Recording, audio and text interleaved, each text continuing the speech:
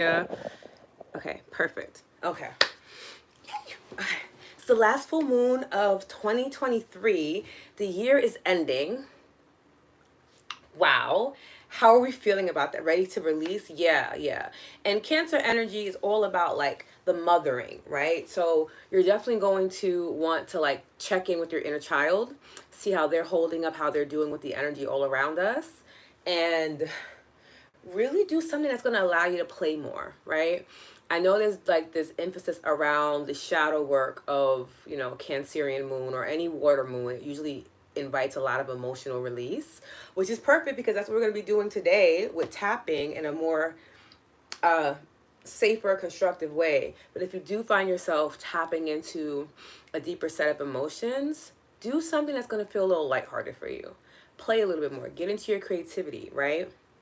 And see what comes up for that. One thing I enjoy about like Cancer sign is that like it's dual, right? So it's symbolic of a crab. A crab is great in water and on land. So you have this ability to work with your feminine divine energy as well as your sacred masculine energy. So use both of them to parent your inner child during this full moon. And if you feel yourself being a little moody, a little edgy, understand that's completely okay. Like, you're supposed to feel things. You're human, okay?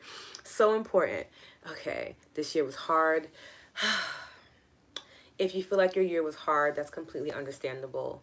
Um, I always find that we go through a lot of hard things because it helps us prepare for like the ease and the soft, or it lets us know that's what we want. Because a lot of times we're subscribed to this notion that like life is supposed to be hard, so then life is hard to validate that notion that we have, right? That belief that we were given in life.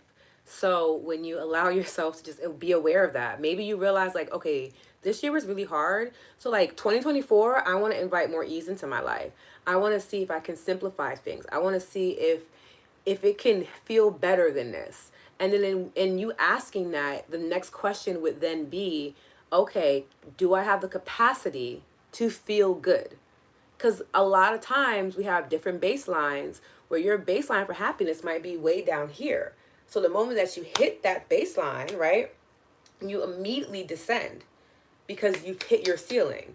So if you're going to ask for more softness, more ease, make sure you're doing the things and the practices that are going to allow you to have access to more ease, to be able to sustain it. Okay, that's super important. Hi, how are you? Ready to experience a lighter heart. You will definitely feel a lot lighter by the end of tonight's session. Very exciting. Tapping in from Arkansas. I'm so excited, Lauren. Yes, yes, yes. How are you? How are you? Anami, right? Please tell me I got it right because I hate when my name is butchered. So, like, please, if it's like, girl, that's not it, just let me know. But yeah, I'm very excited to talk about this topic because we've been going live for a couple of weeks together as a family. And one thing I've noticed is that we all are still navigating worry, right? And like worry just seems to be a reoccurring theme for us in any aspect of our spiritual or wellness journey. So I figured this would be a really great time to share some insights that I personally use when it comes to navigating worry in hopes that it helps you to do the same too. Okay, so that's really the end goal. Let me know how that sounds for you. Do you struggle with worry? Because I know that I do. I still do. Even though I understand these concepts that we're going to talk about today and I tap, it is an ongoing journey for me, right? It's an ongoing journey to not worry as much. Here we go. Let me turn this down a little bit. Right? There we go. Hi, Jessica. How are you? Okay, waiting for the camera to do its thing. Perfect. Okay, even better. Okay. Nami. Beautiful. Oh my goodness. I had a friend that did that too. Like the entire time her name was like one thing and then her mom was like, no. And I'm like, wow, you spent a long time calling yourself the wrong name.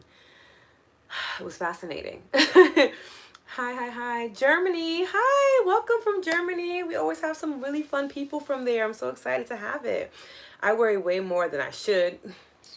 Lauren, we're here, okay? But it's getting easier now that I'm surrounding myself with better people. Oh my goodness, that's so important. Environment is so important when it comes to worrying, and we will touch on that in today's conversation and obviously in tapping, okay? Like being around good community helps so much. Even if you're not around good community physically, like being able to hop on spaces like this, right? And be able to tap in with people all over the world who are willing to be vulnerable and transparent is a big deal. So I'm really happy to hear that you already have like that tidbit and you were able to share it with us. Like that's so great. Okay, let's see. Victoria, good afternoon from Nevada. And wait, far from a worry ward. Oh, and from a worry ward. Don't worry. The goal is that by the end of today's session, you are feeling a bit more inspired to not worry as much. That is my end goal. Is that by the time we're done, you're like, okay, I am going to start to ease, to create some distance between my relationship with worrying.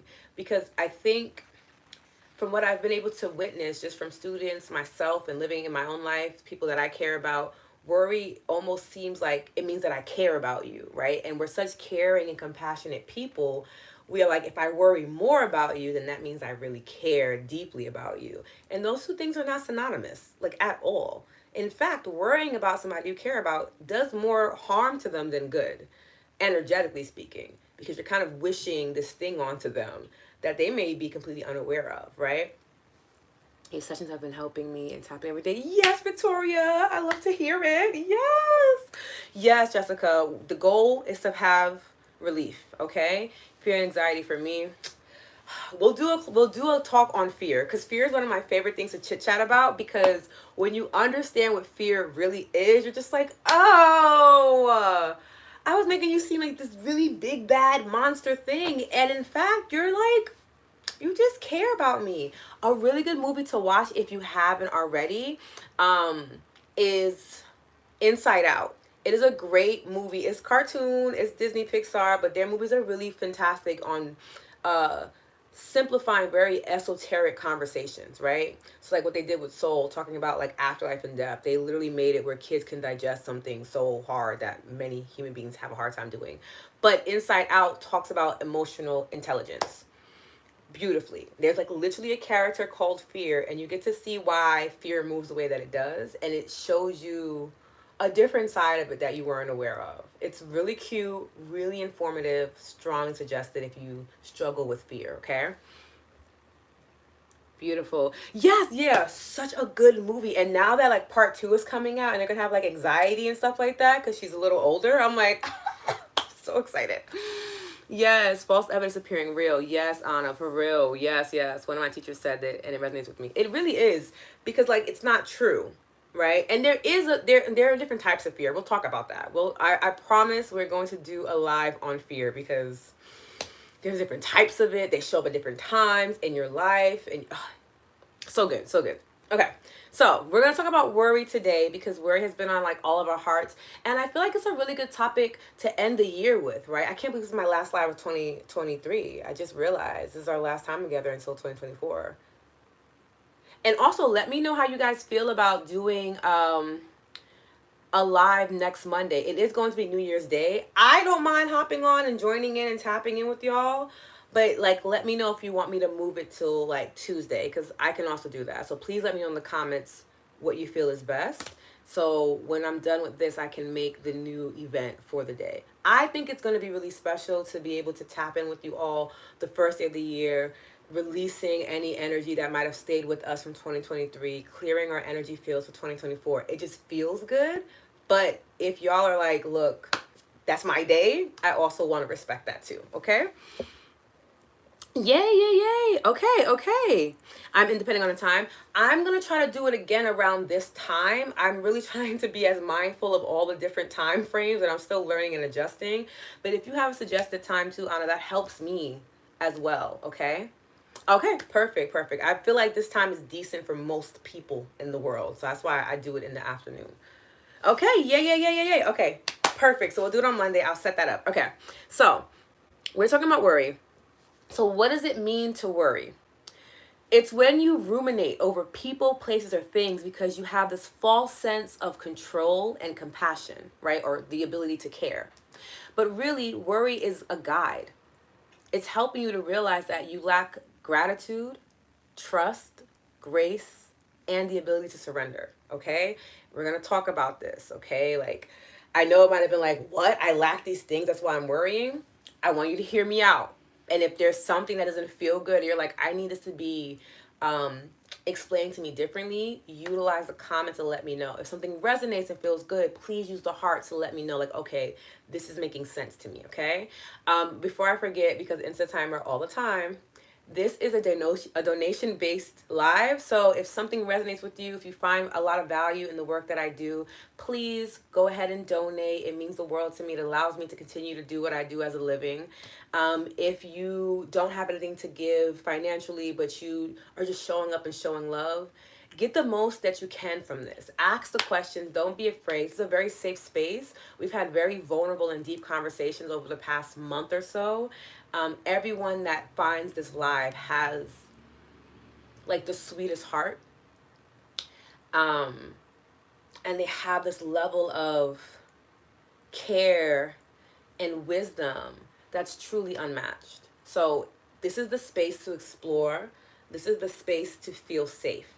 And if ever you don't, you let me know. My mama bear energy does come out, okay? But I have never had to have an experience like that on Inside Time, which is why I love it so much.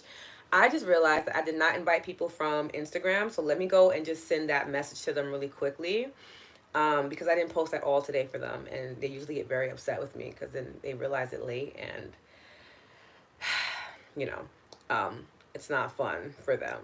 I feel really bad. Okay, let's see. I'm going to send this to them now, and then we can continue on.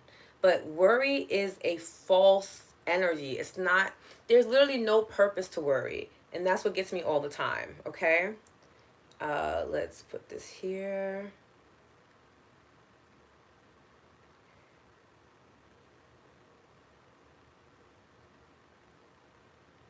There we go. Done. And thank you guys for being so patient.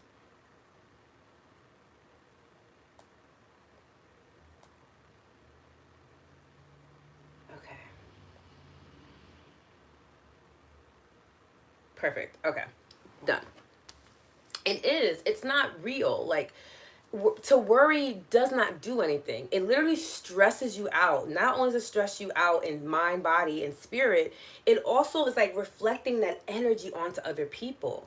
Think about when we talk about manifesting, right? And it's actually very interesting. Okay. But when we talk about manifesting, we talk about your energy goes where your attention goes, where your energy goes, right? So it's like, if I'm thinking about this thing, I'm actually calling it into existence. The universe doesn't know right from wrong, yes or no. It just knows that you're always thinking about this thing. That's all it knows. It doesn't say like, oh, I'm always worried about my child because I care about it. It's just like, oh, you're always thinking something horrible can happen to your kid. Okay, cool. You must want something horrible to happen to your kid. Is that true? It's false. It's not true. You don't obviously want something to happen to your child. You're worried because you're thinking the worry will prepare you to protect your kid, when in fact it actually is pushing that energy and that experience onto them. Because again, your brain will do anything it can to validate you. It doesn't want you to think you're crazy. And think about it. I'm always worried something happened to my child and nothing ever happens. I'm gonna sort of feel a little crazy after a while. If I have a level of self-awareness, I'm like, wait, why am I always thinking so horribly about my kid being outside, right? But let's say you're worrying, and things happen. Then you feel validated, like, see, I knew that was gonna happen. I was so worried about that. It's exactly what I did not want to happen. How many times have we said that? It's exactly what I did not want to happen. But you've literally envisioned it, and you've added your energy and essence to it, to the point where you feel it so much that you fear it. You just manifested a really horrible experience for yourself or someone you care about. And we again have been taught this weird understanding that if I worry about you, it's because I care about you.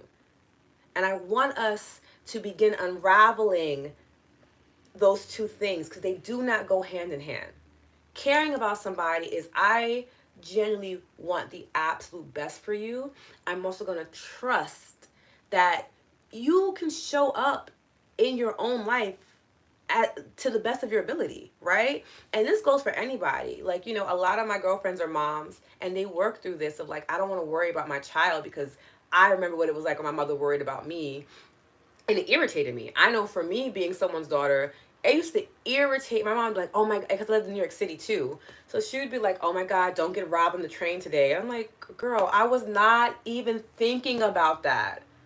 And now I'm super scared to go to school because there's a possibility this might happen to me. And in her mind, she wasn't trying to wish me bad luck or a bad experience. Her thought process was, if I make you aware of the horrible things in life, then you'll know when they're coming and you'll dodge them. But that's not usually what happens, right? Usually, because I become aware of it, that's all I see, and I begin to attract it. And now I have this experience that I did not want. And as parents and guardians of children, this is whether you're a parent, an uncle, an auntie, grandparent, a teacher, a mentor, whatever, like, you have influence over those children until they're able to have self-awareness and begin to cultivate their own energy. They're in yours, especially like for birthing people. Your child is in your energetic field until they're 7. Once they turn 7 energetically, then they finally create their own aura. So everything you're feeling and navigating, they are also navigating too, and they're doing it without a sense of awareness. It's always fascinating when you see like a mom very upset and then their kid just starts crying and you're like, whoa, it came out of nowhere. It didn't. They feel the energy because they are sharing the same energetic system right now. They don't have their own yet, right? So usually, and a child is so raw, right, and so pure that it's not going to suppress it the way that an adult might, right? Like a birthing person might be like, oh, you know what, I can't show that I'm sad, so let me hold it in. But the baby's like, we're sad, and I'm about to cry because what? This feeling is a lot in my body, right? And when you start to have that awareness, you were like, oh, I really got to take care of my energy because taking care of my energy takes care of their energy. And that is my job, right? Let me read through some of the comments first, okay? Okay, personally alone at work after 6:30 today. Oh my goodness. Okay, we love a good miracle. May you please repeat that. Oh my goodness, Zoe, I missed this. So I'm not sure what is it you want me to repeat. If someone remembers and can drop it in the chat for Zoe, I really appreciate that. Thank you for the donation. Yes. Oh, I hope that I can send you some of my energy, Jessica. How can you relate the fear to personal health? Yes, let's talk about that. Fearing the worst about your health. Yes, I've heard that worry is anticipation of a bad outcome. Yeah, it is. It's manifestation, literally. Like, imagine if you were not worried about that bad outcome. What's the worst that can happen? The bad outcome happens and you're not prepared for it? How often are we really prepared for bad things when they happen? It's usually a shock to our system anyway. I might as well not spend all my energy bringing it into existence a lot faster and clearer for me. Like, doesn't make any sense.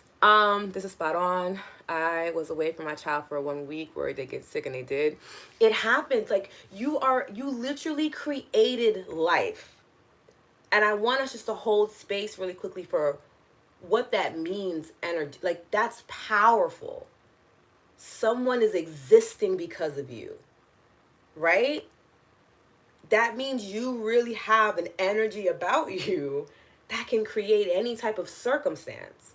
So when you have that understanding, I personally believe it can be better used by bringing life into the situation, right? What if instead we were like, oh my gosh, I'm away from my child for a whole week. They're going to be so healthy and so happy. They're going to have so many amazing stories to tell me. I'm going to be so excited. Oh my goodness, I can't wait to hear all the beautiful things that they experience. That's the same exact energy as freaking out about it being horrible and them not being able to function without you. Those two things can coexist. Okay, but I want to talk on like worrying with health. So, for instance, I was diagnosed with lupus and rheumatoid arthritis when I was 19. I was told by a lot of my doctors that by the time I got to the age I am now, I would be differently abled. I wouldn't be able to really hold anything. The arthritis was really aggressive. It'd be hard for me to walk on my own. I mean, they just went through a list showing me like just really horrible things of like, here's how your body's going to become deformed, like telling me to like kind of prepare for this life. And I really am grateful for the rebellious nature in me, because I just did not want to believe it. But my mom, right, seeing her child be diagnosed with something that will eventually kill her, right? She was freaking out. Like, oh my God, my child is going to die from this thing. Now, is that a possibility? Sure. But like, if we're talking about death in general, like you can die from there's so many ways for that to happen, right? So like anything can happen. It doesn't have to be that one thing because someone said it, right? So this entire time, I'm freaking out because my mom's just like, oh my God, you're going to get so sick. You're going to get so worried. And then I started being worried about my health. Like, and sometimes it happens now, you know, even though I haven't had a flare in a long time, sometimes I have a hard time opening up a jar. And the first thing that pops in my head is, oh my God, it's happening. It's happening. You're not going to be able to open anything. You won't be able to hold your nephew. I kind of start to spiral. But of course, with my practices, I'm able to stop it and be like, okay, it could just be that this is a hard thing to open.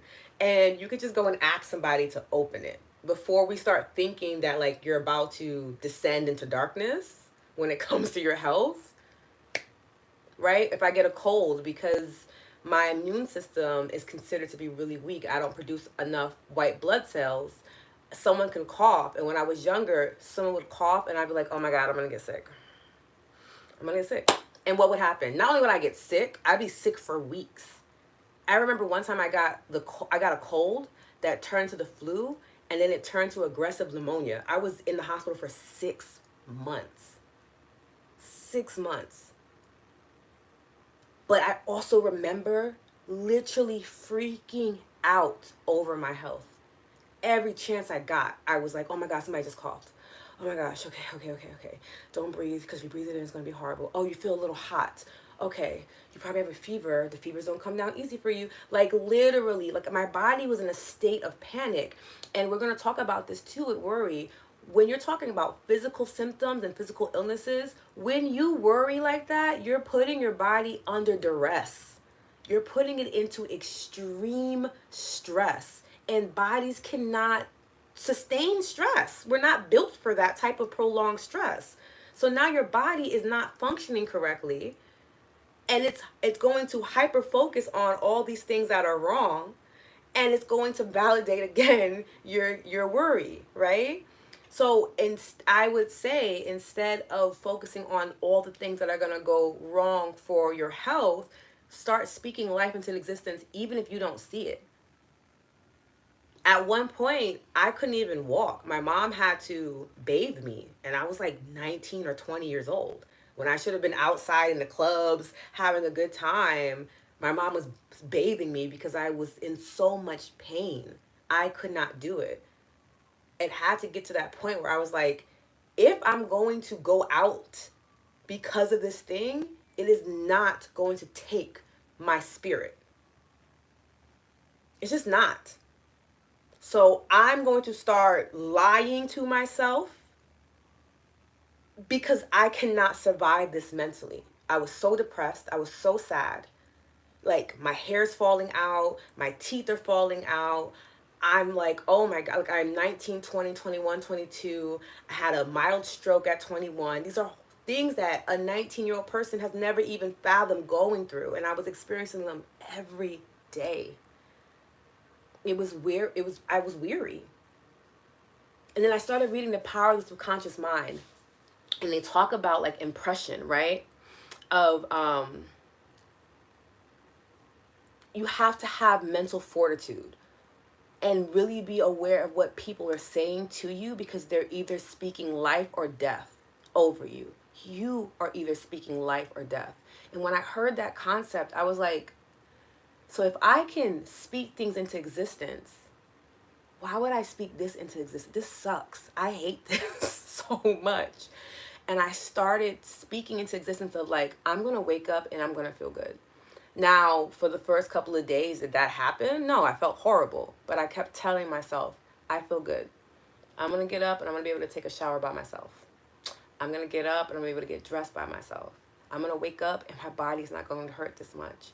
And then it changed to, I'm going to wake up and I'm going to feel amazing. Oh, I can't wait to put on my favorite outfit. Oh, I'm going to go out and see my friends and we're going to go eat my favorite food, right? There's a progression in that. And I had to honor that, right? Let me make sure I'm not missing any comments, okay? This is spot on. Okay, yes. So funny, but so true. I was worried that now that my sis is worried about me. And I energetically felt for the last weeks I need to disconnect from her energy for a bit. Oh my. Definitely do some cord cutting. You can also do cord cutting with people you love and care about. That's not a mean thing. It's frustration in my environment. When I behave confident and going out like you, I get dissed. It's so hard to accept that for me. You know, people reject beauty all the time. Sometimes it's so startling for them to witness that they don't know what else to do but to behave poorly. That has nothing to do with you though. Beauty makes people uncomfortable when they have not experienced it intimately in their own lives, or they're not aware of the power it can provide them. Okay? I became disabled this past year, and the worry consumed me. When I started releasing it, I started feeling better. Yes, Victoria, it's so important. A question: can we protect our energies from other people worrying? Yes, you can protect your energies from other people worrying about you. And you can also, like, in the moment be like, hey, don't do that. Like, the moment you feel it or hear it, let them know, like, yeah, my mother has been doing this my entire life. And we would get into, like, really, I'd be like, you need to stop. I'm going to go outside and I'm going to be safe and okay. And you're going to have to be okay with that. And in her mind, she was like, what? I would never want anything to happen to you. And I'm like, you literally just gave me the worst case scenario. And I'm going to the store to grab some groceries for us. I need you to bring it down a notch. Because I refuse to continue to have this experience with you. You're way too powerful with your energy. And I love you deeply. And I love you so much that I would, against my better judgment, allow you to speak life over me, even though what you're speaking would hurt you and me, right? This is where we kind of have that backbone and we have that posture in life, right? So you can have those conversations with your people and be like, yo, that's not it. And we're going to talk about the power of prayer, and not in any type of religious term, but the power of speaking to source as a way to transmute when someone worries about you, okay? Yes, let's continue to send some love to Victoria, please. Yes. After releasing worry, I was able to sit outside for the first time in a year on Christmas. Yes, I love this for you, Victoria. Oh my gosh. I am worried the most about not being allowed to express more outgoing. Because the consequence was often discrimination, which I could not understand, but I just do it. So no, and it's gonna be like, oh my God, Lo, not you saying this, but it's that simple. Of like, I'm just going to do it, and some people are going to not enjoy it at all. But I also get the choice of not caring. I'm at the point where if someone was to make a comment about something, I'm just like, wow, that's what you chose to say to me? This could have been a really sweet moment. But maybe you're just not there yet, and that's okay. It's almost very funny to me at this point. If someone says something about like my outfit or how I dress or whatever the case is, I'm just like, you chose to use your life force, your breath, your energy to tell me you don't like something about me.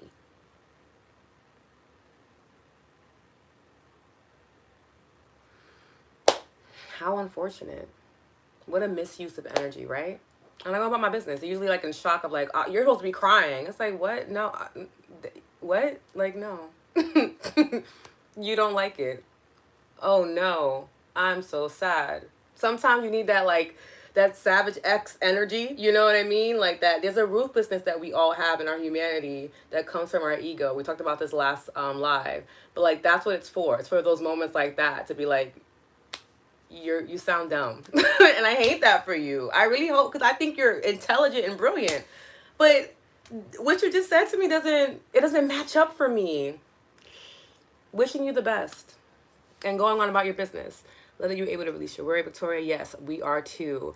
I have a mother who only speaks negatively, worries excessively. Been there. I've spoken to her about it, but she uses her words when it comes to me. But I know, unfortunately, she will not change. How do I navigate dealing with her on a daily basis? You have to remind yourself, one, anybody can change. Anyone can change. And it's not up to you to will that into existence. We're going to talk about that in a second.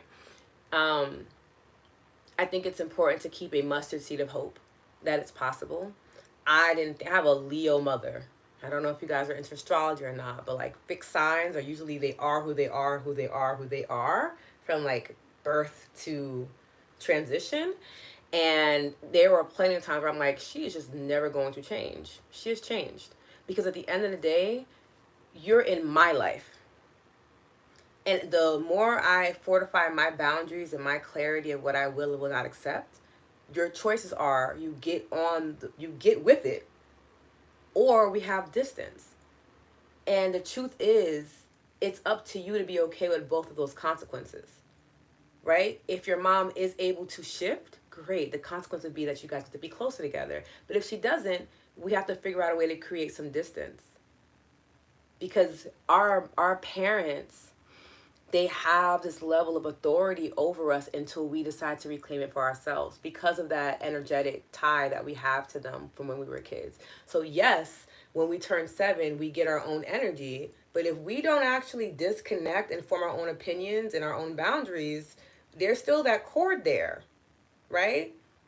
There's still that energetic umbilical cord feeding us whatever it is that they're taking in. We have to be the ones to be like, yeah, no, no. And it's a practice. It took me a very long time. I'm not going to sit there and say it happened overnight because I would be lying to you. It took time for me to be able to get my mother to understand, like, look, no.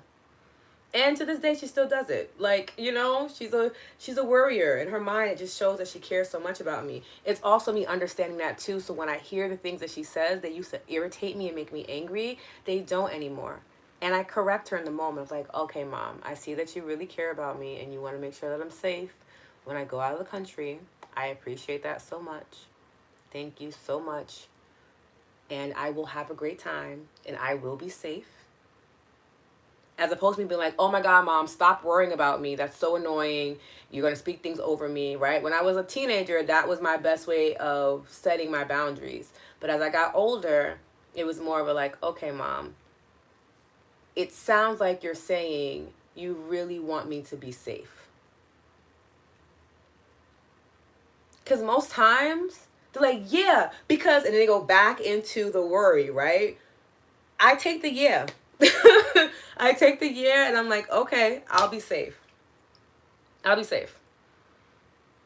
Because anything after that is just like it's going to like irritate you to no end, right? Let me check here.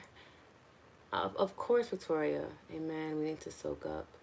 We need to speak up and have our own backs. Yes, yes, yes. And remember too that, the universe has your back as well. Sometimes I remind myself, like, yeah, my mom is my mom and she's a very powerful person, but like the energy that created all people, all things, all experiences rocks with me heavy. So sometimes I be like, I'm just gonna go to the universe with this. And I'm gonna give some space to you because I just don't have it in me to continue to argue or try to make you see something. And we're gonna talk about that in a second. I just heard a teacher say to respond, God bless you, but I can't right now. I even love to say, I'm not going to engage with you on this. Let's talk about something else. Or I've gotten really good at just changing the conversation. Someone starts to worry, I'm like, oh my goodness, I didn't even notice that. That color is so pretty. I use beauty a lot as a distraction to redirect conversation where I'm like, okay, you're starting to go down a road that I don't have the capacity to join you on. Let me just switch up the conversation real quick because we're not fitting to do this. Like, no. And people will always get distracted by beauty. They want to act like they don't, but I'm telling you, anytime someone's in a space of worry and you either show them something beautiful or say something really beautiful, like, you know what? I don't think I ever really realized just how kind you are. And it just came to me right now. And I'm just really grateful that you're just so kind and so loving. You care so deeply for me. I feel that right now. They're like, oh my God, like what? Oh, thank you. I just want you to know. And like, yeah, I see, I feel it. Oh my God, let's go do this thing over here. And just kind of like, sometimes people need redirection. They don't know how. Telling them to redirect is a lot harder than just redirecting them, right? Let's see. My work is burning me. Can you explain some more, Will? Remind me of the 4 agreements. Yep, don't take it personally. What they're going through has nothing to do with me. Yes, Angus. Yes, of course, Jessica. Thank you for your fine example of strength and expressing your truth. Of course. Yep, you get with it or we have distance. I live right. I'm good either way. I'm really good at loving up close and I'm really good at loving from a distance. It's really whatever you need on your journey. I can't tell you that. I just tell you what I'm not willing to deal with, right? I wish my mom was still here to fuss over me. See, and then you have those moments too of like, oh, those moments are sweet. And you think about the worry then, and it's cute and adorable, right? Of like, oh, she really was like so concerned. It becomes when you start to realize like the level of love that is being distorted, right, through the filter of worry. It also helps you not be so annoyed by it. Of just like, you just really care a lot about me. And maybe you don't have the correct verbiage or skill set to express it in the way that is healthy. But I can see that you care about me. I can feel that. And I'm going to focus on that than focus on the fact that you could possibly be speaking death over me right now, which is not exciting at all. Right? What was the movie you mentioned earlier? Debbie, it was called Inside Out. It's an amazing movie on emotional intelligence. And I was giving it as an example for anyone that really struggles with fear. It's a really good movie to watch because fear is literally a cute little character and you see why fear moves the way it does, and it helps you to reassociate to fear and the relationship you have with it. Okay? I'm back, Lauren. Yay! Listen to where I had to pop in and out. Okay, got you. Just so you guys know, I am doing live on a different platform that will save it.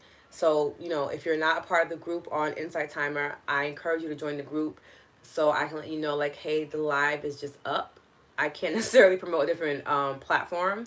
But if you're following me in the group or on Instagram, you'll see the link on Instagram to be able to click it. But it's going to be on my YouTube. I'm going to be able to save them now so that if you want to come and rewatch them, you can. Okay.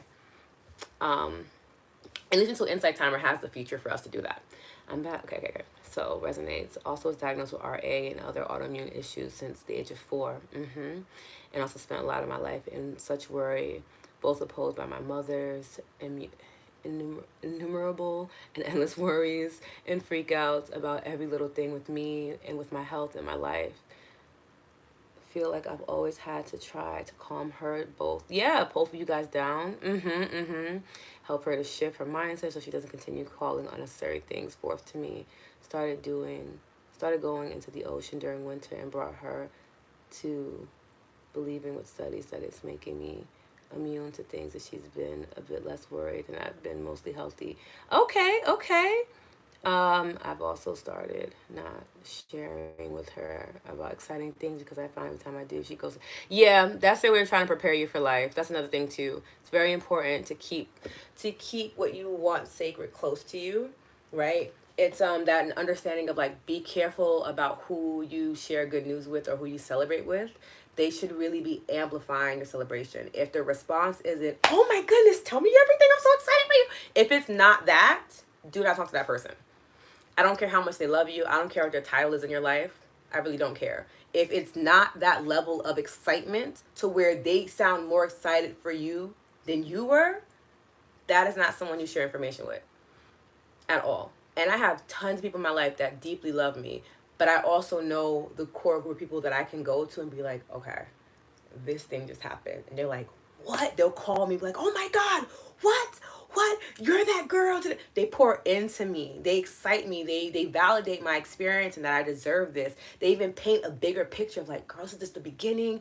Oh my goodness, they're going to eat you up. And then you're going to go here. You're going to do this. And like, what if it turns into this? Like, their what ifs are like, how do we expand your joy and your excitement? Whereas, previously with other relationships, their what ifs are like, how do I minimize your dream so when it doesn't come true, it doesn't hurt you as much?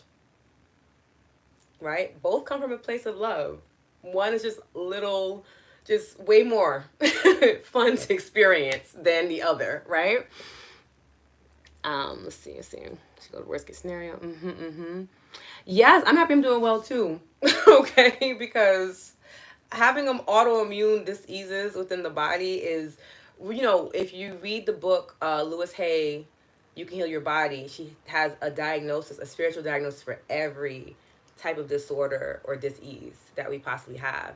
And the common theme for autoimmune disorders is that there's a lack of self-love. That is why your body is fighting itself. And that's on a spiritual level. Of course, there are, scientific things for different things, but I'm talking about energetically and spiritually. An autoimmune disorder signifies a lack of self-love. Okay? Thank you so much. I'm going to look it up right away. It's such a good book, and it's such a good movie. I love your vibe. Attract your tribe. Yes, exactly. Smiling at your sharing that I so wish to have such people in my life and trying to manifest them. May need some fingers crossed. I mean, I'm not going to hold you. You have some great people right here in the chat. And there's some really sweet people in my group on Insight Timer as well. And you also have access to me as well, too. Like, if you ever have something that you want to share, I am like the go-to girl for that. I love celebrating good news. First and foremost, it's like a manifestation hack, right? So it's this understanding that if someone I know is able to reach their dream goal, right? Or they end up doing something that I really want to do, what that signifies is that the universe is saying, hey, it's super possible for you. Do you like it this way? Does this feel good for you? Right? Now that I understand that, I don't really deal with like envy or jealousy, because it's just like if someone close to me is experiencing something that I desire, it means I'm on the right path, right? Or if someone is like, oh my God, this amazing just happened to me, I'm like, wow, that's in my auric field to be able to receive that. Let me amplify it. What? You got this? This is so exciting. Like, yeah, I love amplifying people's celebrations. Life is already going to be difficult. I don't understand why we show up in people's lives and then try to add more weight. Just celebrate the person. I've never gotten that of like, why are we just not celebrating? Like, what? Like, I'm big on celebration. It's not like, oh, I just kind of this little thing. Let's go out. What are we doing? What are we doing? What are we doing physically and energetically to celebrate the fact that you were in alignment? What are we doing? Let me know. I'm with all of it. I love celebrating people. It's literally just like, so if you ever want to celebrate, you ever want to tell me something, you can always message me and let me know. And when I see it, I'm going to be like, what? And I genuinely mean it. You Can Heal Your Life by Lewis Hay. If you remind me at the end of the live, I will go and grab it from my library, okay? Let's see. I have autoimmune disorder too. It also, let me make sure I plug up my laptop, y'all. And I also read this, it turned from Hashimoto to cancer, but now I'm here. I love this, Jessica. First and foremost, yes to the transmuting energy, right? One of my girlfriends has Hashimoto's too. And we were just talking about that. That's so intriguing because it's fairly rare. But yeah, we can transmute energy. I'm a big believer in that. I know some of the more science-backed people may not agree, but I've been able to do things with my body that people told me who have several PhDs was completely I've had doctors not want to work with me anymore because I just refuse to believe them. I was just like, yeah. I know you're doing what you're taught to do, but I'm literally telling you that's not going to happen for me. And you also need that when it comes to people worrying about you or speaking death over you. You have to have such a strong belief that it is just not true. I don't care if it's true for everybody else. It is not true for me. I don't care. I don't care. It's not true for me. It's not true for me. It could be true. You want to accept that truth? By all means, I'm not going to stop you. But for me, no. The minute that they told me that, I was like, yeah, no, I'm not. No. And they're like, oh, you have to stop yoga. I'm like, I'm not doing that. And they're like, you have to do these things. I'm like, I don't think so. I think that that's going to be helpful. And what happened? I was able to find a phenomenal herbalist who literally helped me come back to life. Rest in peace, Dr. Jing. He saved my life. And everything I was told I would never be able to do, I do it freely now. One of the most scariest things I was told was that if I wanted to hold a child. They were telling me to have kids young if I wanted to have children, because when I got to my age, 30 plus, um, I wouldn't be able to hold a kid. It would be too painful for me. One of my favorite things to do is to lift my nephew is a chunky baby, okay? Like, it's giving thickums. I love to lift him up in the sky and just hold him close. It is like I don't know. It just does something where I'm like, y'all really told me I couldn't do this. I mean, that was when I was 19, 20. Did I have to wait 10 years to see if it was true or not? I did. And it's not. And it's not.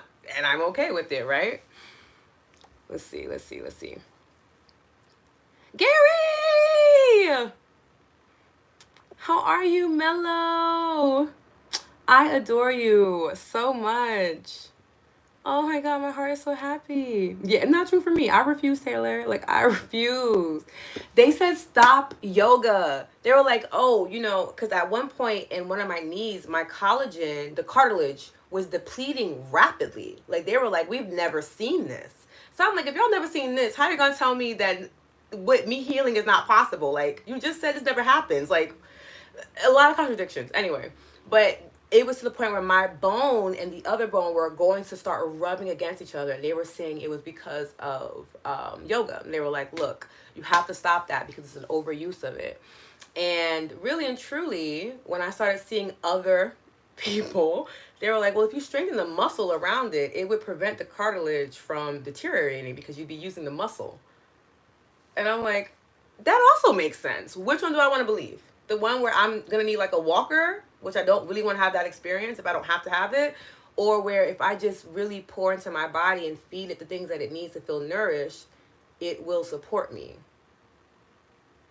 I made a choice, and I'm happy with my choice. My rheumatologist was very upset with me, but I'm sure he's doing well. Yeah, so much healing in the practice. It was, and then, what I realized too, it was just like their understanding of life. In their mind, they're just like, yeah, this is what it is because this is all that I know. And I have to remind myself, just because I don't know it intimately doesn't mean it's not a possibility for me. If I have a thought in my mind, it is true for me until I decide it's not. I really believe that.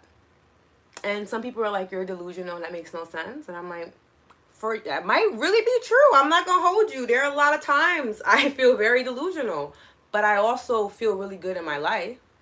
And I'm also able to show up and do the things that I need to do. I'm not hurting anybody. So I'm going to stick with what works for me, right? How could you stop? Yoga, beneficial for you. It made no sense, Gary. I'm like, not y'all telling me no yoga. No, and then they were like, even with meditation, I'm like, meditation doesn't even require movement. What are y'all talking about? And that's when I realized, like, and this is like one of the top hospitals in New York City, one of the most awarded rheumatologists. And this was his advice to me. And I was like, yeah, no, I don't want to do that. And they were just like, what? And I'm like, yeah, I'm not doing this. I don't subscribe to it. Could you please cheer me on 7 karmic years? Like, yes, okay, we love to hear it. That's amazing. Oh my god, and look at how you're doing that in year 7. This is a 7-year numerology. So number 8 is next year, and it's a year of abundance and prosperity. So you let go of the dead weight, so you can really thrive in this next year. Like, the alignment is perfect for you. It's perfect for you. Like, sit with that. Sit with the fact that it's perfect for you. Oh my gosh. Maybe we'll do like a segment of that where we just, you guys let me know what it is and we just cheer each other on, because that is incredible and that's not an easy thing to do. And the fact that you were able to do it and still find space and time to come and pour into yourself in spaces like this, it really just shows that you are in alignment. I love that for you. Okay. Oh, yes, please give recommendations, y'all. If y'all have recommendations, by all means, share it with each other. Okay, believe the positive as much as you possibly can. Wow, are you serious? Because yoga? Yeah, they were just like, yoga is going to really like cause you detriment. I'm like, I just really feel like that doesn't feel true for me. I just, No. Mm-mm.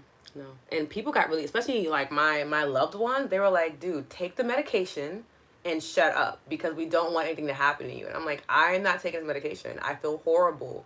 Like the side effects were worse than what I was like, I'm not doing this anymore. Absolutely not. No. No, no, no, no. Belief will help you release worry in ways that will just leave you astounded, okay? Yes, let's congratulate Anna. That's amazing. Cannot wait till year 8. Yep, I'm preparing for all that now. Yes, and remember too, we have a full moon in Cancer too. So if you're gonna let go a little something tonight, this is the time to do it. Okay. Okay, I need to change my thoughts and energy in relation to chronic fatigue. Chronic fatigue is is not a fun experience. I've experienced since having COVID 2 years ago. I worry about not getting better, but I need to dream and believe I'll wake up. I would really suggest that. Okay, so much. Like, and mind you, I was tired today. I was tired before this live. I'm like, I am so tired. I was literally whining to my sister, like, I am so tired. Oh my gosh. Even when I think about it now, if I look at my body, how it feels, I have such fatigue behind my eyes right now. I'm tired, right? But I also know that I'll be able to rest right after this, and that's completely fine. And like, I'm human. You are built to be tired, right? The chronic fatigue makes us feel like we're never going to get out of it. It's like, it feels like it's never ending.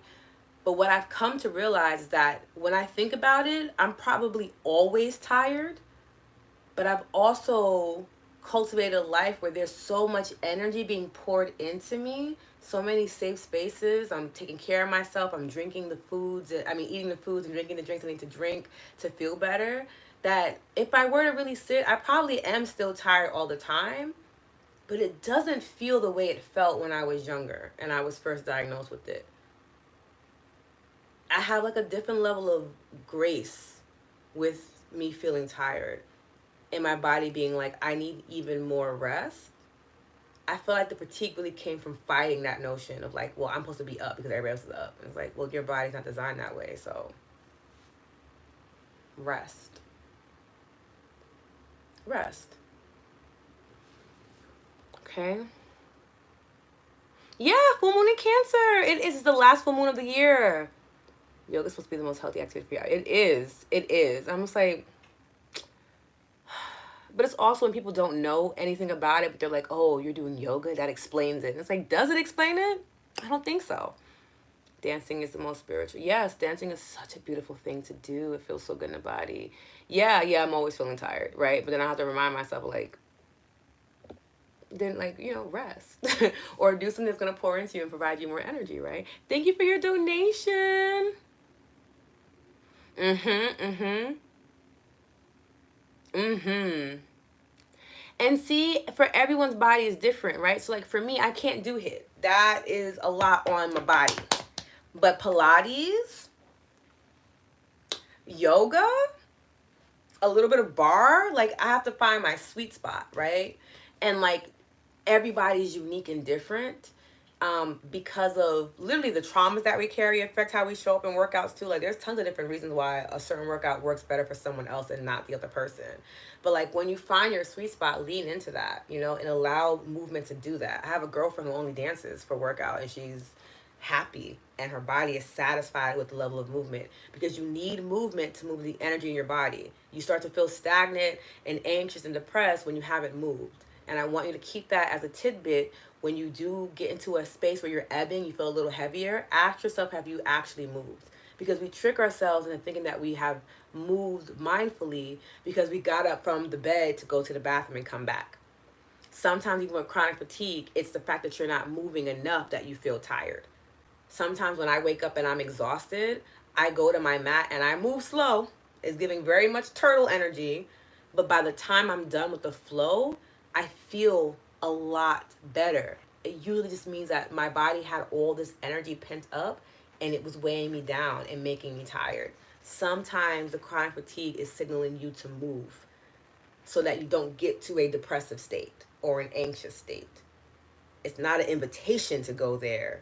It's kind of like a redirection. Does that make sense? Mm-hmm, mm-hmm, mm-hmm. Yes, and take your time. Hey, Cancer Sun. Hey, Cancer Risings. Oh, look at all the water gang. Yep, yep, yep, yep, yep, yep. Exactly, exactly. Yes. Oh my gosh, I love this. Okay, so we were talking about worry and how it symbolizes certain things. First off, it symbolizes a lack of gratitude. Okay, when you do not center gratitude, you start to look at life as the glass half emptied. That's when you start to become hyper vigilant about protecting yourself from these horrible things that are going to happen. It's because you're not grateful for what you've already experienced, right? When we harp on things and people that did us wrong, we begin to disassociate ourselves from the goodness in life, right?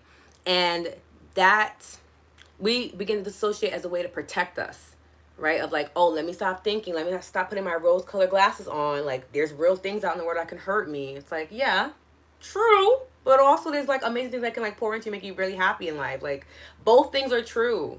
Which one are you going to decide on, right? Um, but truly focusing on gratitude for what you have and who you are in the present moment can shift your perspective away from worry. By appreciating the positives in your life, you create a more positive mindset and reduce the impact of negative thoughts, right? The more that you start to believe that things are working in your favor, the more that you see the beauty in life, the more that you have gratitude for the things that you can do, right? I think about the height of my diagnosis. Sometimes my gratitude was just that I am grateful that I'm breathing on my own because I couldn't get out of my bed on my own. I couldn't eat on my own. I couldn't walk on my own. I had to really be like, but I can breathe on my own. My chest is rising and falling on its own. I I gotta take my win, right? And it sounds like, oh, that's so crazy, but it's like, yeah, sometimes it's finding that one thing. It's finding that silver lining when everything else tells you that it's only going to be dark and sad. And you can build on that. As opposed to me focusing on the fact that my hair is falling out, my teeth are falling out, I've lost so much weight, my skin is gray, my body's in so much pain. I can't do anything on my own. On top of the fact that I'm like 19, 20, I can't even go outside and hang out with my friends or my boyfriend at the time. Like, there were tons of things for me to be ungrateful about. Let's not get it twisted. But that one thing that I could breathe on my own, I just held on to it until it became more. Until it became, I cut my hair and now I don't have to worry about my hair falling out. I'm really grateful for that because that was stressful. Like, I hated that moment so much. Find those little things, right? Gratitude helps to release worry. It says, hey, thank you for pointing out the fact that I have been focused on all the things that could go wrong in my life. Thank you for showing up and reminding me and redirecting me to the fact that there is something good in my life. Whether it's just that I am alive at this point, I can take that. Maybe it's because I like the color blue that the sky is today. I'm going to take that one thing and I'm going to take care of it. I'm going to nourish it. I'm going to water it. And as I'm doing that, all those other negative things are going to starve. And they're going to become less impactful to my mind. And I'm going to build up my fortitude. I'm going to raise my baseline of happiness and tolerance for happiness. And I'm going to shift my reality. Right? There's a resolve there. And it comes from witnessing gratitude. Let me know if that makes sense before we go on to the next thing, okay? Beautiful, beautiful. Okay, I think a good. Okay. Good lecture. Okay, no worries.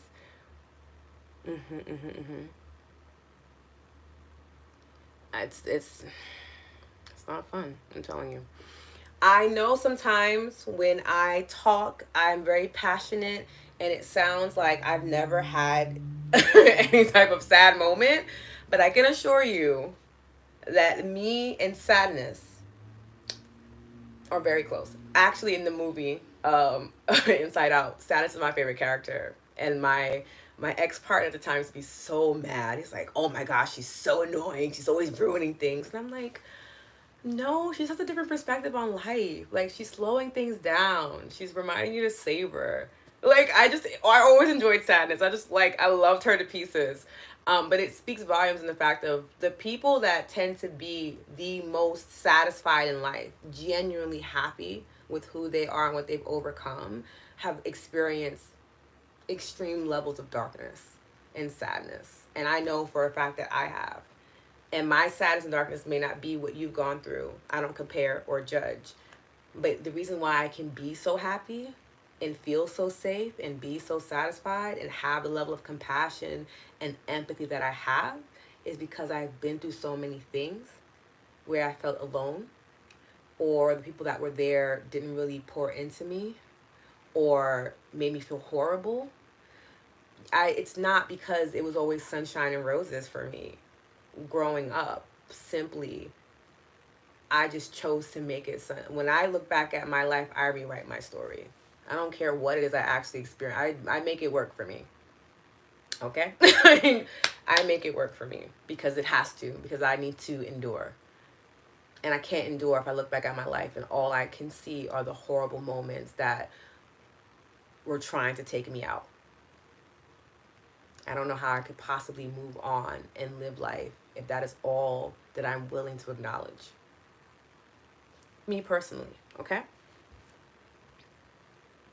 Osteoporosis at age 48 due to severe anorexia for 15 years. Doctor tells me to go on bone medication, which has side effects that are terrible.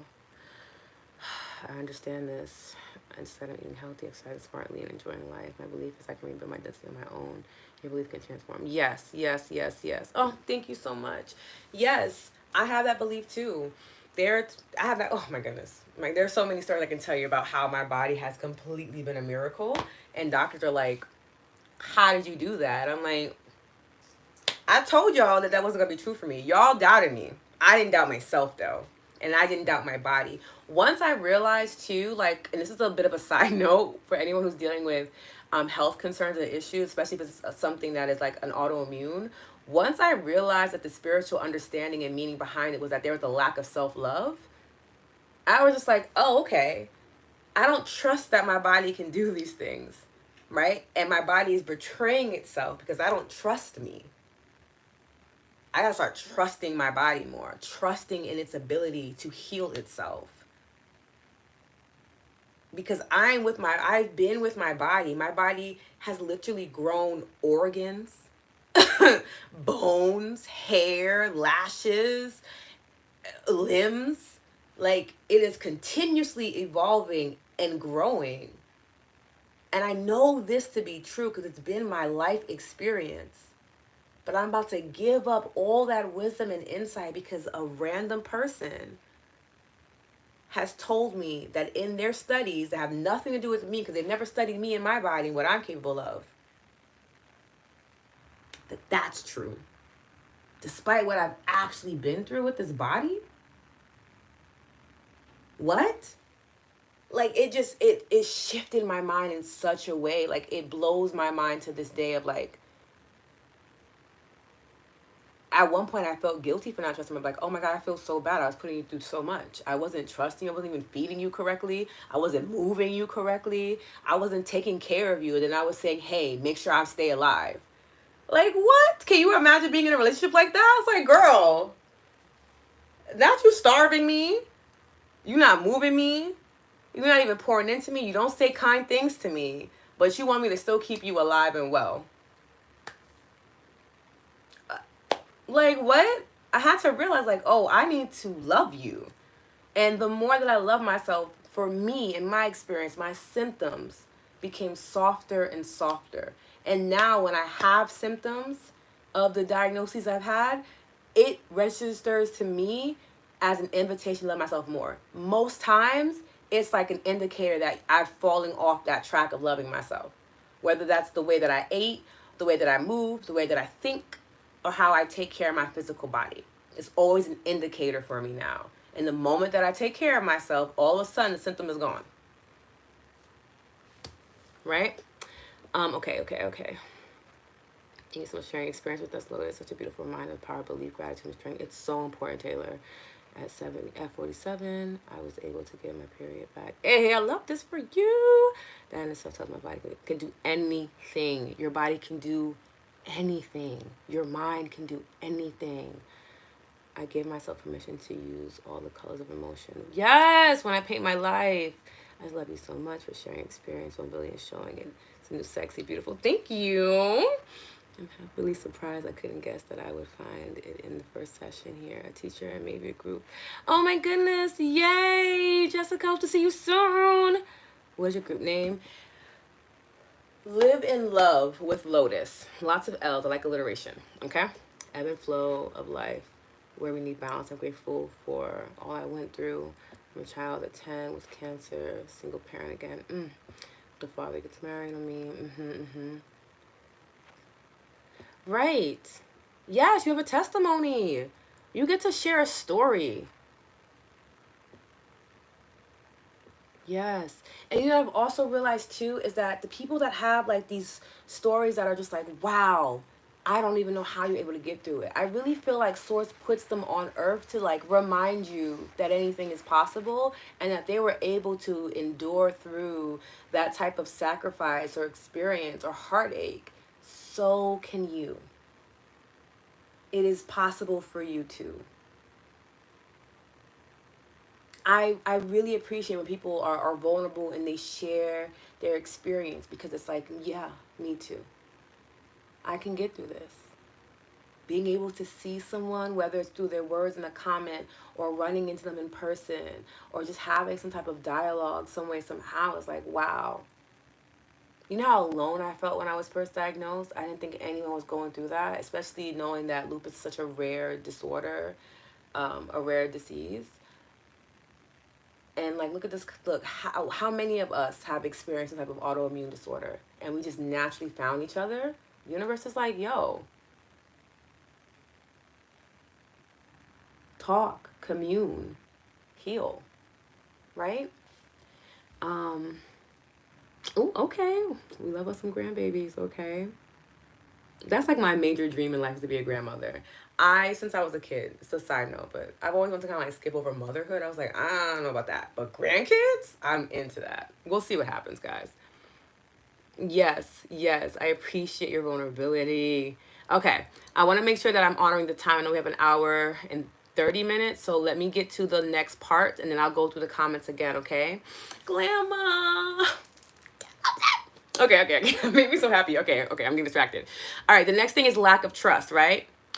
When you're experiencing worry, you're experiencing a lack of trust, usually in yourself and what you're capable of doing, and in the universe, source, whoever you call on to in your time of need, right? Or a lack of trust in the relationships that you've cultivated. That's worry is coming to you as that guide and saying, hey, you actually do not trust this person, this place, or this thing, right? So for the example I gave with my mom, it's not that my mom didn't trust me per se. She didn't trust New York City, right? She grew up in a really tough city and she's like, I've seen some things. This city is dangerous. I want you to be safe.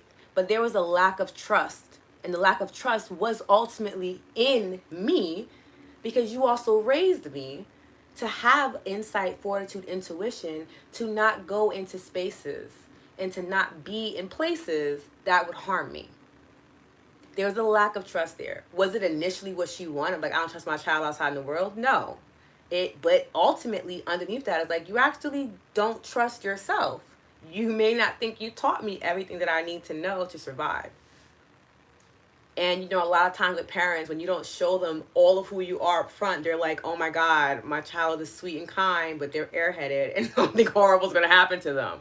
They don't realize, like, I'm not going to show you everything all the time, but like, yeah, I pay attention. Like, if I'm with you outside, I'm saving my energy. It's not to mean I don't know the cars are coming. Like, you know, like things like that. So it's a lack of trust. And when we have a lack of trust, worry literally seeps through and creates more distance between us and trust. And then we start to feel super unsafe. We start to become hyper vigilant and like really cautious of like, oh my God, I don't want anything to happen. You start to panic in this way. Yeah. There's actually a really good story, and I can't remember the title, but I think it was maybe from a book that I read. It was a little boy, it was a guy when he was a child. His grandmother, I think his mom would always worry about him. but his grandma would pray. And one day he was like, I don't need your prayers, grandma. Like, please, please, I don't need your prayers, sis. I'm outside. Leave me alone. And she still prayed for him. She prayed for him looking out the window. And like a car was about to come and hit him. And for some reason he said, like, I think she had yelled his name. I don't think she even saw the car coming. I think she was just yelling his name of, like, I don't know, Angelo or whatever. And he turns around and he's like, what happened, grandma? What did you need? And when he leaned in, the car whizzed right past him. And he was just kind of like, freaking out about it. But when they talk about it more, it's like he then realized the power of prayer is the antidote to worry. When someone prays over you, you pray for yourself, you eliminate, you dissolve, you transmute worry. Because they literally are the same thing, by the way. It's the intention behind the act. The act is the same. Communicating with source about a specific topic. It's just that when you're praying, your intention is that it all goes well. Right? When we worry, it's that it's all going to go to hell. It's going to be horrible. The same act. But the intention behind it is different. And when we are able to pray, and again, prayer is not just to a certain deity or divine being. I'm talking about to source, wherever you call on to in your time of need. Prayer is a communication. It's you expressing a desire to that being, to that entity. The same way that worrying is you expressing an unwanted desire to that same entity. Same thing. One benefits you, one doesn't, right? That's something I wanted to put out there for worry versus prayer. And then we have being unable to surrender, right? That's a byproduct of lack of trust when it comes to worrying as well. You become unable to accept the fact that you can't control every outcome in life. Worrying makes you think that you have control over life, which is hilarious. What's the saying? When we make plans, God laughs. Hilarious. Like, not you thinking you can control all these other variables. You barely can control what you choose to do, because half of the time you're operating out of your subconscious mind and you're not even aware of the habits and beliefs you have. But you think you're going to tell other people how they're going to show up in your life. Like, you just start to like be like, wow. How did I think that was like, what sense does that make? Now, the way to combat that when it comes to worry is to surrender. To surrender. Right? Because worrying is a distorted view of having authority in your life. You do own your life, but you don't own anyone else's. This also includes children, by the way, for all of my guardians out there, okay? Yes, it's false movement. You're not even really moving. You're stuck. You're wasting your energy not moving in a place and wondering why you keep seeing the same thing happening over and over again and manifesting. It's because you're not moving. You're in that space where it's going to always manifest. It's where it lives. That's where you live, right? When you live in worry, you live in one state of mind. Prayer is motion. Faith is motion. Worry is stagnation. And we are meant to move. We are designed to move and to experience movement. Okay? So it's very important. So I want us to keep those things in mind when we're moving forward and we're thinking about worry, right? We talked about how it negatively impacts us. Again, like how it can show up in the body as different disorders. It can show up as health issues, insomnia, digestive problems. Like if you have a lot of worry, you tend to have a really upset stomach. Like your stomach is your second brain. So if your stomach is always in shambles, it's going to be very hard for you to show up and make proper decisions in life. Like gut health is so important, right? It can also weaken your immune system. So for those that, are navigating autoimmune disorders and diseases, keep that in mind of like, wow, when I worry, it weakens my immune system. If I already have a weak immune system, is worry going to benefit me? Probably not, right? One last thing before we get into the tapping session, I want to talk about the art of allowing. This is something that really helped me to begin transforming my relationship to worry. So the art of allowing involves cultivating an attitude of acceptance and letting go, really leading into that energy of surrender, right? When we surrender, it's not that we're giving up. It's that we're giving it up to source, universe, whoever we call on to in our time of need. Because we realize that that energy is more equipped to handle bigger things than we are, right? It's a leadership move. You are a co-creator with source. So when you hit a wall and it becomes unfun for you, it doesn't feel good in your body and it's stressing you out, it's probably an indication and an invitation to give it to source. Because source doesn't get stressed out. It's endless energy, has endless wisdom.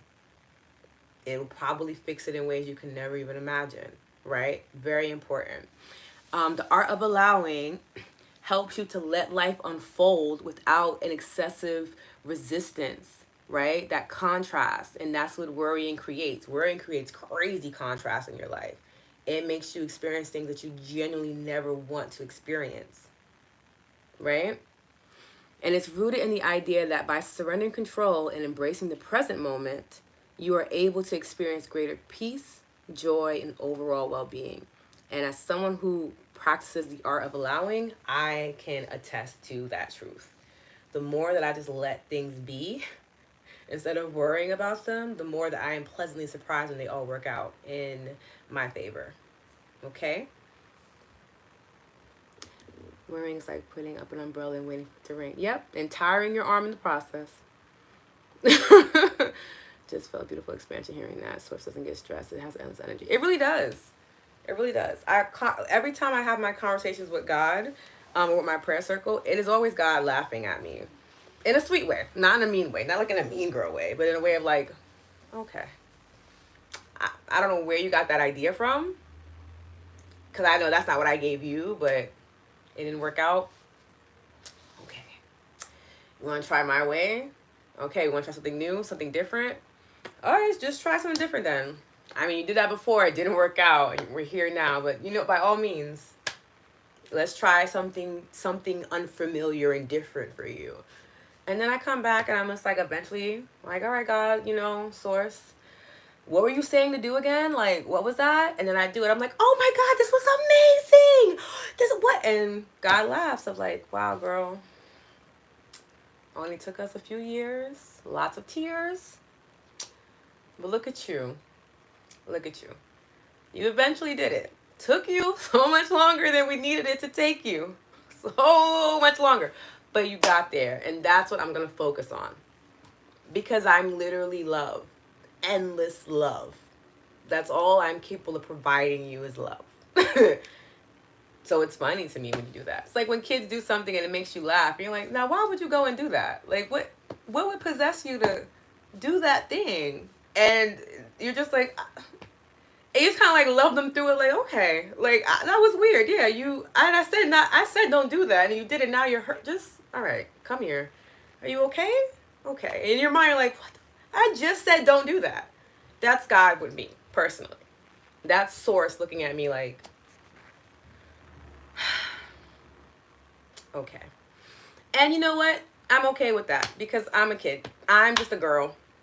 Okay? There's a lot of wisdom and insight in me, but I am thoroughly just a child.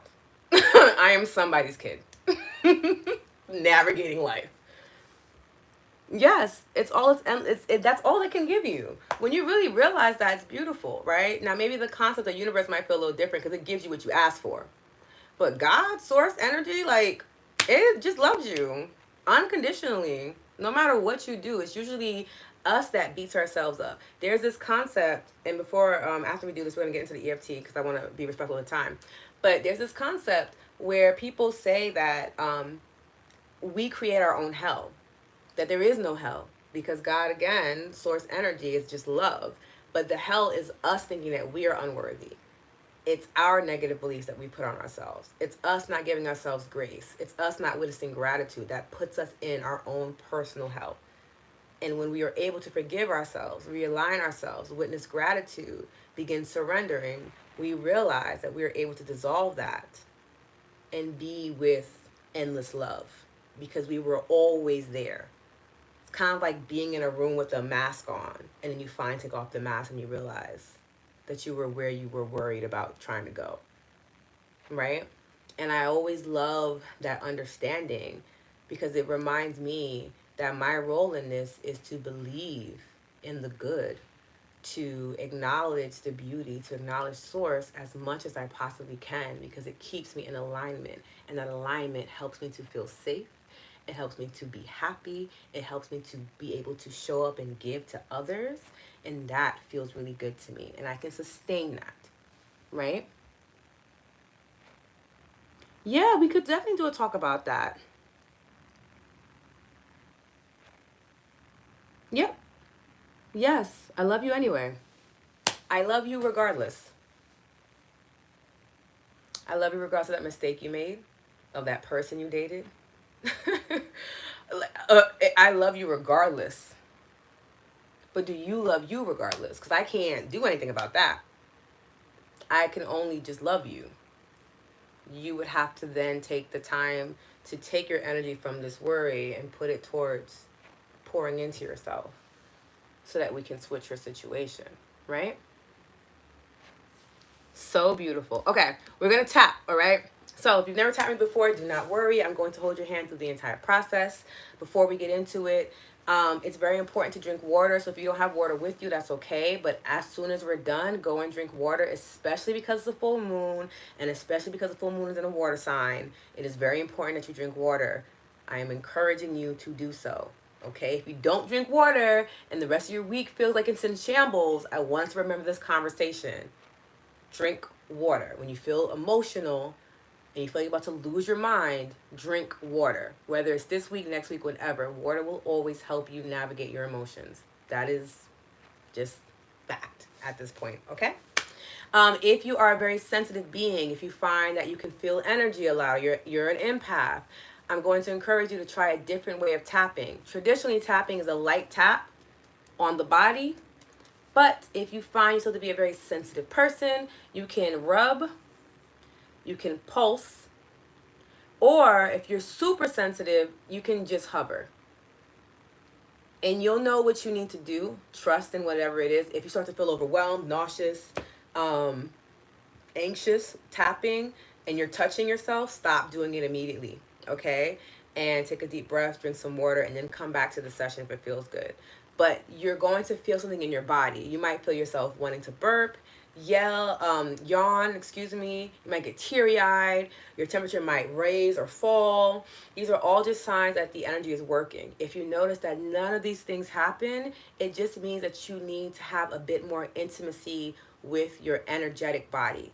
You could just be a little bit far removed from it, because you will feel something change. Sometimes people's fingers are tingling.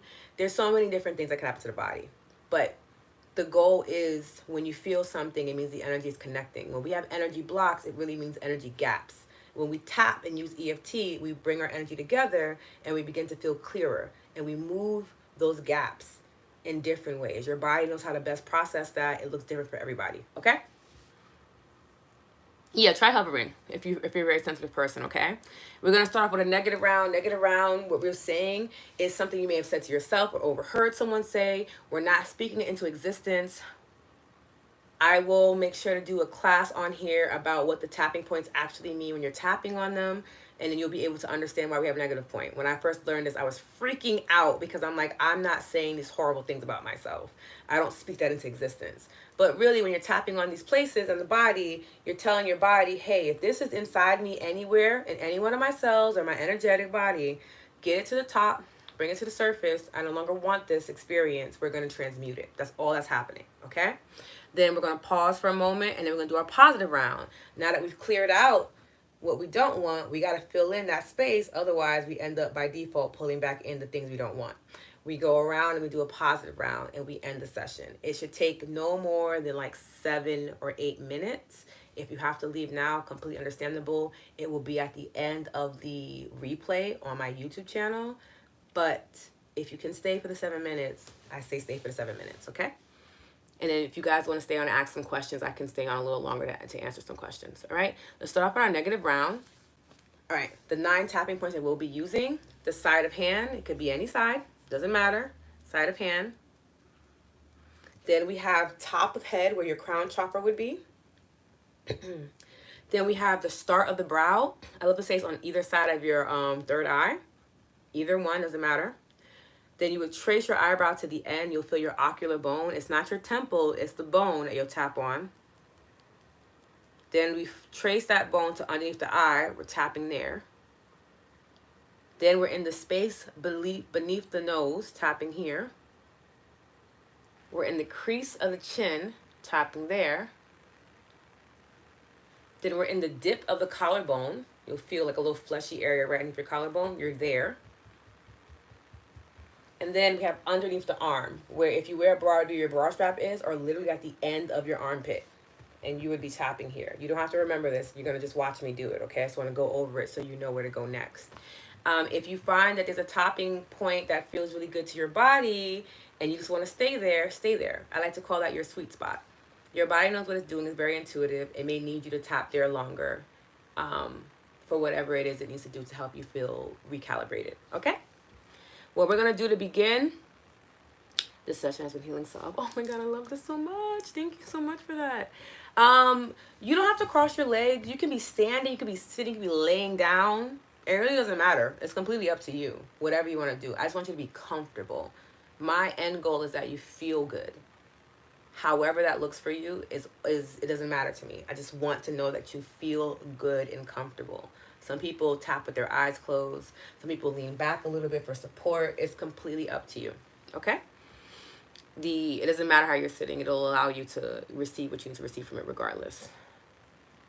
Okay. Before we begin, we're going to use a tuning scale from 1 to 10. 1 being the worst you've ever felt. 5 being I don't feel bad, but I also don't feel good. I feel neutral. And 10 being the best you've ever felt. I want you to drop a number in the chat. I don't want you to think about it too hard. Whatever number comes up for you, put it in the chat. And this is going to help us document our EFT journey. I'm going to start teaching you guys this because it's important for you to be able to see how your energy is moving on the topics that we tap on, okay? Okay. Beautiful, beautiful, beautiful. The numbers are coming in. Doesn't matter where you're at on the scale. I just want you to be able to witness it. So you might notice that you start off higher on the scale and then we tap to the negative round and your number drops. That's okay. Nothing's wrong with that. It's just letting you know, like, oh, this topic was really resonating with me, right? Or maybe afterwards your number goes up. It means that you have really been able to move through this topic a bit more, right? I always suggest that if your number is lower than 5, you may want to tap on it again, okay? Because you want to get your number as high as possible, but don't let that be a thing that creates judgment for you. Let it be a guide for you, okay? All right, let's begin. Side of hand. Nice deep inhale, exhale.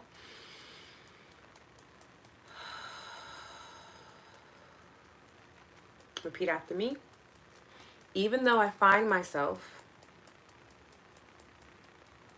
worrying about people, places, and things, and I feel this false sense of control, I deeply and completely accept myself. We're going to move to the top of the head. The worry about control, it's gross. I don't even know why I do it. I'm ruminating over things that I don't want to happen.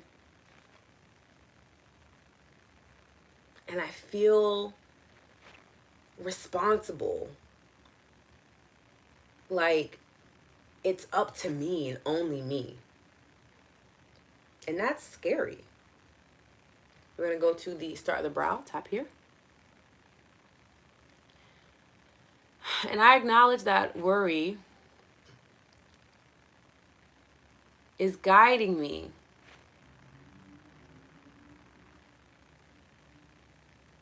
to a lack of gratitude, trust, and the ability to surrender. And I hate that I even have that ability to not be grateful, to not give myself or other people grace, that I don't know how to let go of things. Ugh. Why do I do that? We're going to go here to the side of eye, tap here. Lacking gratitude makes me see life like a glass half empty.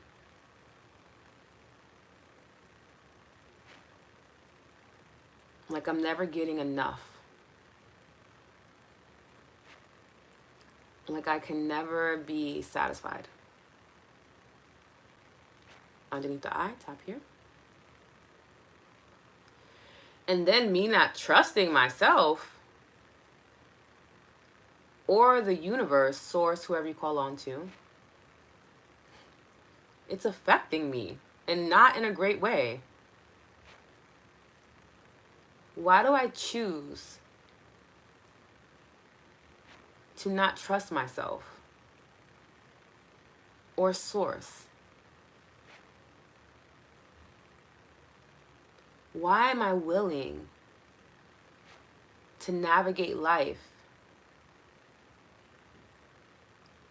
with a lack of trust and confidence? Underneath the nose, tap here.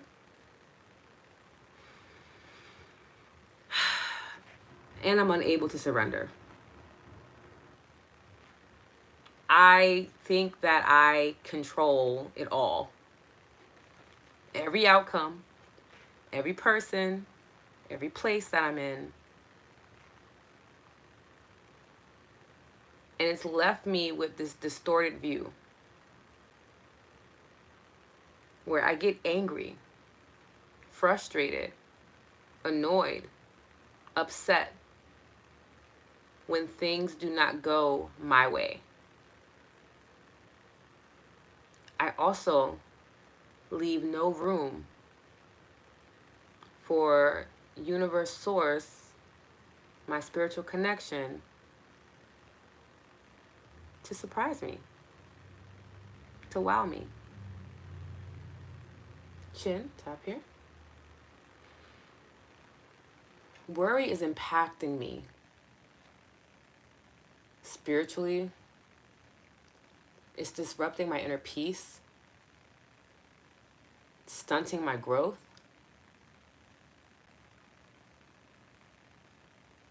It's not allowing me to be well spiritually. I feel like I'm in a weird cycle. Collarbone. And physically, oh my goodness, I'm so tired. I'm stressed out. There are other health issues. I am damaging my overall health with these thoughts. I didn't realize that. Underneath the arm, tap here.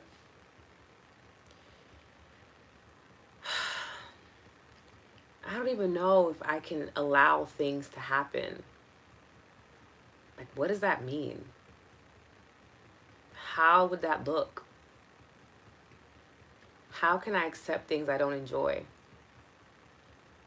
How can I let go and not feel like I'm giving up and failing? How can I remain present when I'm so freaked out about the future and I can't get over my past?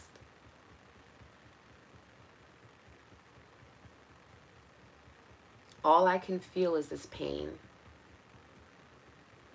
this sadness, and this uneasiness. And I want you to drop your hands by your side. Take a nice deep inhale, exhale. Take a sip of water if you can. If not, that's okay. Remember to do it at the end of the session. And then drop the new number in the chat of how you feel. Okay?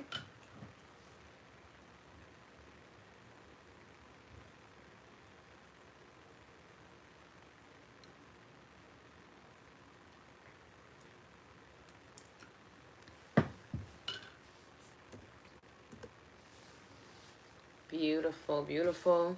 And now we're going to get into the positive round because I will never leave you feeling terrible, okay? Beautiful, beautiful. Take a nice deep inhale, exhale. Soften the shoulders a little bit. Unclench the jaw. And then we're going to start off in the first position again. And tap here.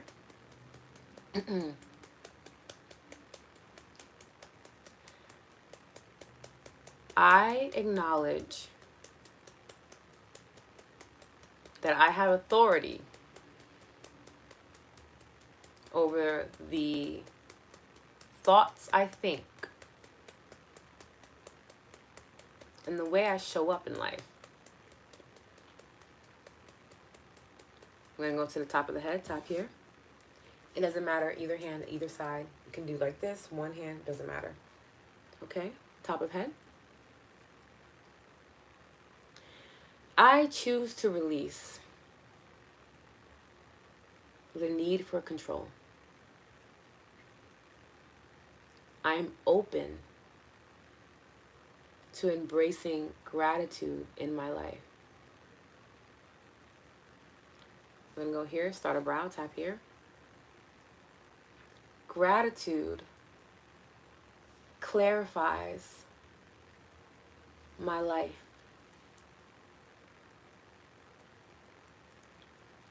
I release the need to worry about past things or future things going wrong. Instead, I'm going to choose to believe that my past did all it could for me, and that I am prepared to thoroughly enjoy my future. Then we're going to go to side of eye, tap here. I choose to focus on the goodness in life.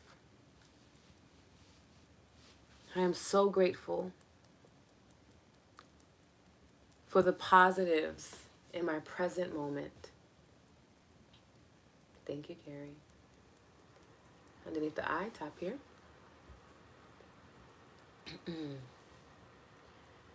I trust myself. And I trust my divine connection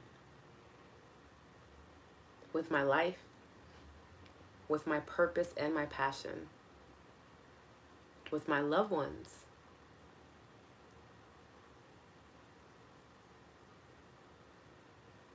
I choose to build and deepen my trust so that I can navigate uncertainty with confidence. Under the nose, tap here.